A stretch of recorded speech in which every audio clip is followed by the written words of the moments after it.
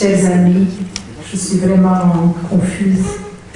D'abord, de tous les titres dont on m'a affublé.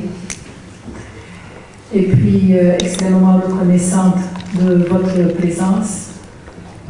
Je compte sur votre bienveillance, mais aussi sur votre critique responsable. Parce que nous sommes tous à la recherche de pouvoir nous situer d'une manière existentielle. Merci monsieur. D'une manière existentielle, c'est-à-dire avec notre volonté, avec notre attention, avec notre engagement personnel, et aussi d'une manière conceptuelle, c'est-à-dire savoir exprimer nos convictions. Et ça, c'est pas évident, puisqu'il y a autant de langage qu'il y a d'individus.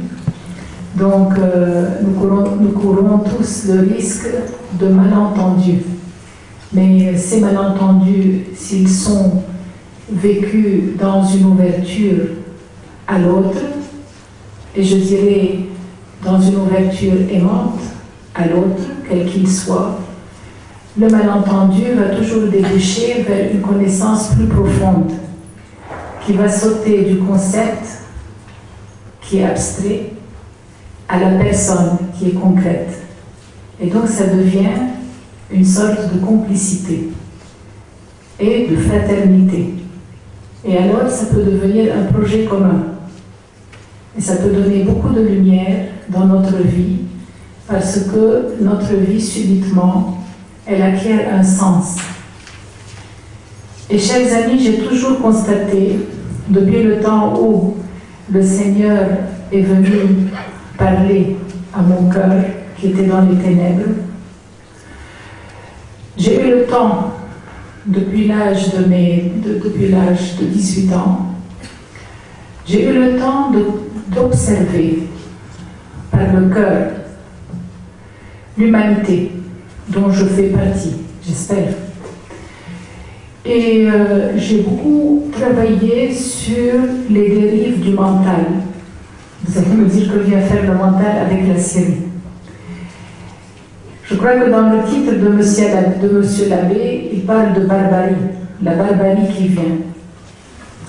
Donc, je voudrais vous parler du mental pour ensuite essayer de dessiner les contours d'une possible barbarie qui peut être le fruit du post-humain. On a parlé du post-moderne, on a parlé du pré-moderne, on a parlé du supranational. Moi, je voudrais attirer l'attention de votre vénérable auditoire, mais de tout autre auditoire qui, à travers le web, pourrait accéder à notre rencontre, que nous courons le risque, chers amis, de nous trouver très vite, et plus vite qu'on ne le pense, et que ne le pensent nos responsables religieux ou civils, dans l'ère de la barbarie absolue, et qui serait l'ère post-humaine. Donc, en réfléchissant depuis le temps où, pour moi, je ne prétends pas, n'est-ce pas, vous imposer un point de vue, depuis le temps où le Seigneur Christ a éclairé mon cœur par la vision de ce qui est, en me manifestant mon nom, c'est-à-dire l'essence de mon être qui a été voulu de toute éternité par amour et qui m'a soudain confirmé dans ce que j'appellerais le vouloir être, le vouloir exister. Depuis ce jour où cette étincelle a commencé, n'est-ce pas, à forer un tunnel de lumière dans mes enfers, j'ai considéré que le mental était l'ennemi absolu de l'homme. Et je vais essayer de m'expliquer. Vous voyez le Seigneur, celui qui ne croit pas à Dieu, je peux lui dire la nature, mais aujourd'hui peut-être il faudra en référer à l'Assemblée pour qu'elle nous dise qu'est-ce qu'il faudra décider. Vous voyez, que l'Assemblée française nous apprenne quelles sont les bases ontologiques de notre être. Oui. Il faudra attendre peut-être qu'il vote.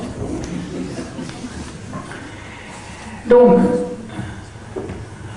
ce qui nous a façonnés, appelez-le comme vous voulez,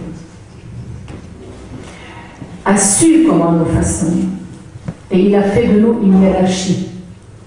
Avez-vous jamais vu un homme marcher sur la tête, chers amis? On a toujours marché sur les pieds.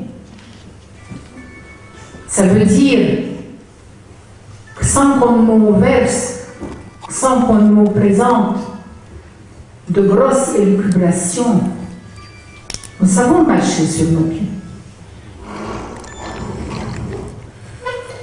Le mental, c'est marcher sur la tête. Le mental, c'est ne pas prendre compte de sa nature pour aller et imaginer et créer une nature alternative. Et quand j'étais petite, peut-être que vous faisiez la même chose, je divaguais.